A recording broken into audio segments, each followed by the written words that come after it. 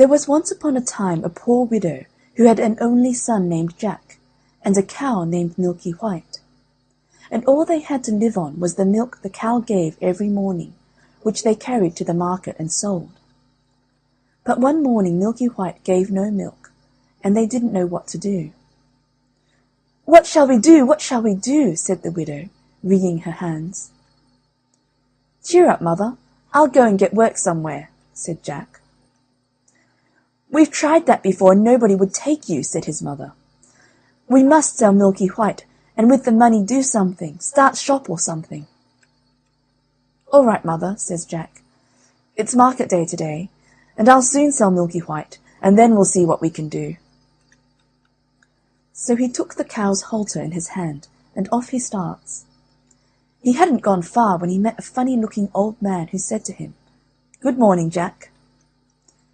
"Good morning to you," said Jack, and wondered how he knew his name. "Well, Jack, and where are you off to?" said the man. "I'm going to market to sell our cow here." "Oh, you look the proper sort of chap to sell cows," said the man. "I wonder if you know how many beans make 5?" "2 in each hand and 1 in your mouth," says Jack, as sharp as a needle. "Right you are," said the man.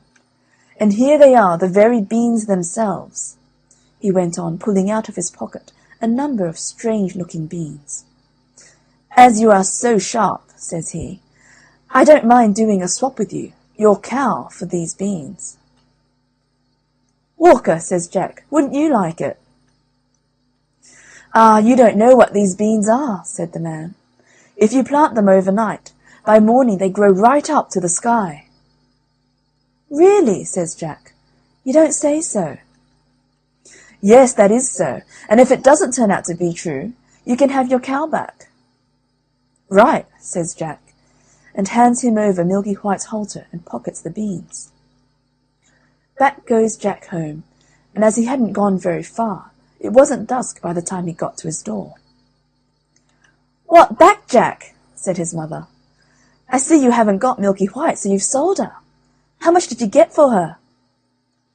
"You'll never guess, mother," says Jack. "No, you don't say so. Good boy. £5, 10, 15. No, it can't be 20. "I told you you couldn't guess. What do you say to these beans? They're magical. Plant them overnight and—" "What?" says Jack's mother. "Have you been such a fool, such a dolt, such an idiot, as to give away my Milky White, the best milker in the parish, and prime beef to boot, for a set of paltry beans? Take that! Take that! Take that! And as for your precious beans, here they go out of the window. And now off with you to bed. Not a sup shall you drink, and not a bit shall you swallow this very night." So Jack went upstairs to his little room in the attic, and sad and sorry he was, to be sure, as much for his mother's sake as for the loss of his supper. At last he dropped off to sleep. When he woke up, the room looked so funny. The sun was shining into part of it, and yet all the rest was quite dark and shady. So Jack jumped up and dressed himself and went to the window. And what do you think he saw?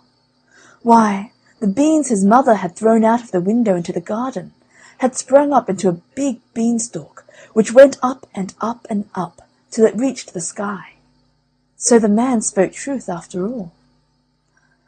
The beanstalk grew up quite close past Jack's window, so all he had to do was to open it and give a jump onto the beanstalk, which was made like a big plaited ladder. So Jack climbed and he climbed and he climbed and he climbed and he climbed and he climbed and he climbed, till at last he reached the sky. And when he got there, he found a long, broad road going as straight as a dart. So he walked along and he walked along and he walked along, till he came to a great big tall house, and on the doorstep there was a great big tall woman. "Good morning, mum," says Jack, quite polite like.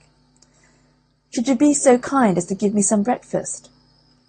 For he hadn't had anything to eat, you know, the night before, and was as hungry as a hunter. "It's breakfast you want, is it?" says the great big tall woman. It's breakfast you'll be if you don't move off from here. My man is an ogre, and there's nothing he likes better than boys broiled on toast. You'd better be moving on, or he'll soon be coming." "Oh, please, Mum, do give me something to eat, Mum. I've had nothing to eat since yesterday morning, really and truly, Mum," says Jack.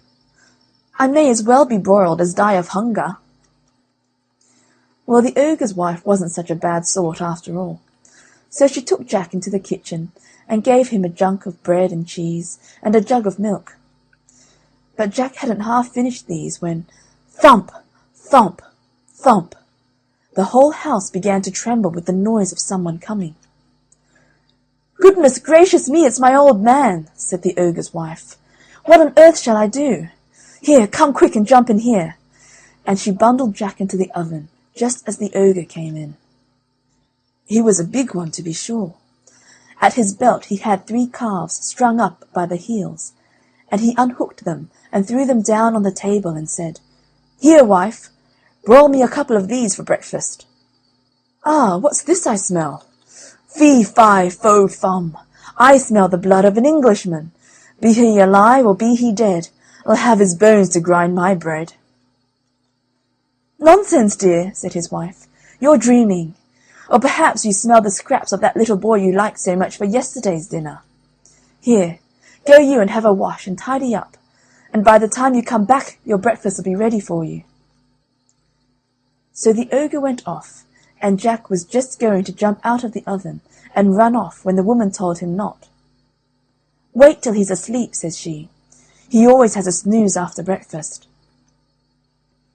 Well, the ogre had his breakfast, and after that he goes to a big chest and takes out of it a couple of bags of gold, and sits down counting them, till at last his head began to nod, and he began to snore till the whole house shook again.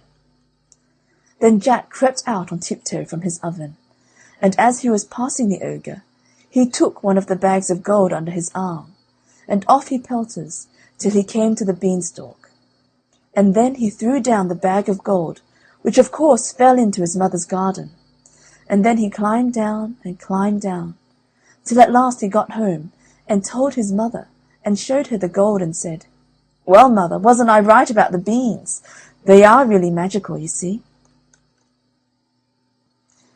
So they lived on the bag of gold for some time, but at last they came to the end of that, so Jack made up his mind to try his luck once more up at the top of the beanstalk. So one fine morning he got up early, and got on to the beanstalk, and he climbed and he climbed, and he climbed and he climbed, and he climbed and he climbed, till at last he had got on the road again, and came to the great big tall house he had been to before. There, sure enough, was the great big tall woman a-standing on the doorstep. "Good morning, Mum," says Jack, as bold as brass. "Could you be so good as to give me something to eat?" "Go away, my boy," said the big tall woman, "or else my man will eat you up for breakfast. But aren't you the youngster who came here once before? Do you know, that very day my man missed one of his bags of gold?" "That's strange, Mum," says Jack. "I dare say I could tell you something about that, but I'm so hungry I can't speak till I've had something to eat." Well, the big tall woman was that curious that she took him in and gave him something to eat. But he had scarcely began munching it, as slowly as he could, when thump, thump, thump, they heard the giant's footstep, and his wife hid Jack away in the oven. All happened as it did before. In came the ogre as he did before, said, "Fee, fi, fo, fum," and had his breakfast of 3 broiled oxen. Then he said, "Wife, bring me the hen that lays the golden eggs." So she brought it, and the ogre said, "Lay," and it laid an egg all of gold. And then the ogre began to nod his head, and to snore till the house shook. Then Jack crept out of the oven on tiptoe, and caught hold of the golden hen, and was off before you could say Jack Robinson. But this time the hen gave a cackle which woke the ogre, and just as Jack got out of the house he heard him calling, "Wife, wife, what have you done with my golden hen?" And the wife said, "Why, my dear?" But that was all Jack heard, for he rushed off to the beanstalk and climbed down like a house on fire.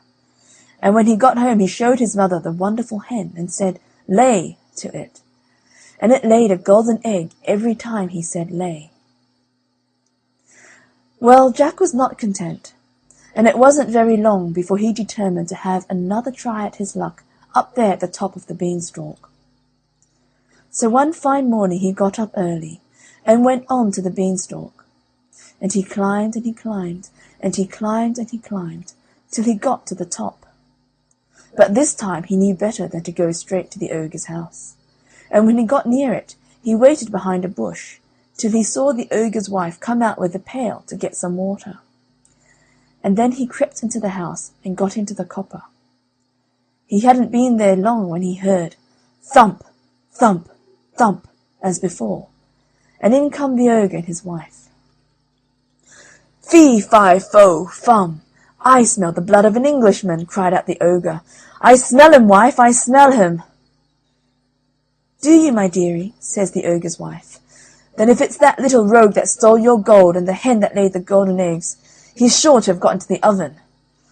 And they both rushed to the oven, but Jack wasn't there, luckily. And the ogre's wife said, "There you are again with your fee, fi, fo, fum. Why, of course, it's the laddie you caught last night that I've broiled for your breakfast. How forgetful I am, and how careless you are not to tell the difference between a live un and a dead un." So the ogre sat down to the breakfast and ate it. But every now and then he would mutter, "Well, I could have sworn," and he'd get up and search the larder and the cupboards and everything, only luckily he didn't think of the copper. After breakfast was over, the ogre called out, "Wife, wife, bring me my golden harp." So she brought it and put it on the table before him. Then he said, "Sing," and the golden harp sang most beautifully, and it went on singing till the ogre fell asleep and commenced to snore like thunder.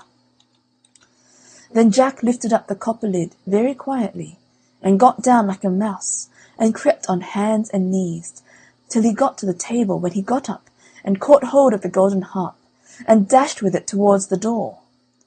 But the harp called out quite loud, "Master, master!" and the ogre woke up just in time to see Jack running off with his harp. Jack ran as fast as he could, and the ogre came rushing after, and would soon have caught him, only Jack had a start and dodged him a bit and knew where he was going. When he got to the beanstalk, the ogre was not more than 20 yards away, when suddenly he saw Jack disappear like. And when he got up to the end of the road, he saw Jack underneath climbing down for dear life. Well, the ogre didn't like trusting himself to such a ladder, and he stood and waited, so Jack got another start. But just then the harp cried out, "Master, master!" and the ogre swung himself down onto the beanstalk, which shook with his weight. Down climbs Jack, and after him climbed the ogre. By this time Jack had climbed down and climbed down and climbed down till he was very nearly home. So he called out, "Mother, mother, bring me an axe, bring me an axe!" And his mother came rushing out with the axe in her hand. But when she came to the beanstalk, she stood stock still with fright, for there she saw the ogre just coming down below the clouds. But Jack jumped down and got hold of the axe and gave a chop at the beanstalk, which cut it half in two. The ogre felt the beanstalk shake and quiver, so he stopped to see what was the matter. Then Jack gave another chop with the axe, and the beanstalk was cut in two and began to topple over. Then the ogre fell down and broke his crown, and the beanstalk came toppling after.